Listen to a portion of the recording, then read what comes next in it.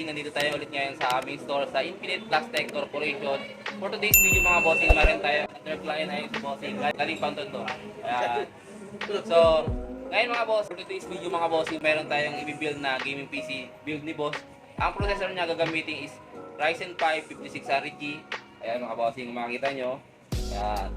And then syempre yung motherboard niya is MSI B550. Yung ilalagay natin na RAM sa kanya is 16 gig dual. Ayan, 16 gig dual at lalagyan din natin siya ng 256 gig na SD para mas mabilis yung boot up ng kanyang PC. Okay? And then syempre nilagyan natin ng pang backup storage 1 TB Seagate Barracuda. Okay? And then yung power supply natin na ilalagay is Salman na 600 watts. Ayan. Power supply, true rated din po siya. And then yung monitor, ayan, gusto na i-boss is IPS. So nirecommend natin sa kanya is Invision IPS LED monitor. Ayan, 24 inches, 75 Hz. Then syempre yung casing nito mga bossing ito, yung gagamitin natin sa kanya is Trensonic Megatron. Meron siyang included na 4 pieces RGB fan, tempered glass. So let's go mga bossing. Share ko sa inyo yung ganitong build. Panoorin yung mga bossing, samahan nyo ako. Let's go.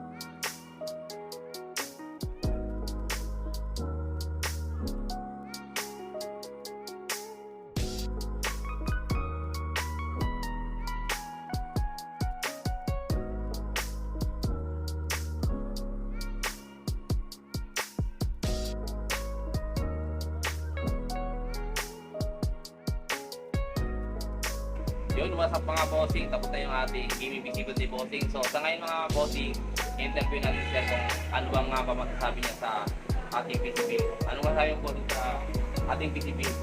Sulit sir, mga sir, yung nabili namin dito. Ano naman yung gusto ko. Nagbigay naman nila at saka mura. Yung pinakamura namin. Sa campus namin, satisfy. Mura talaga dito. Thank you bossing sa Saka mga original. yun. Thank you bossing sa pagtiwala na i-build yung ganitong gaming PC. So next time ulit mga bossing, sa mga gusto mag-build na ganitong PC, comment lang kayo below at huwag nyo kalimutang i-like, i-share at i-subscribe ang ating mga video para sa mas marami pang build na PC. So thank you mga bossing, God bless. Thank you for watching.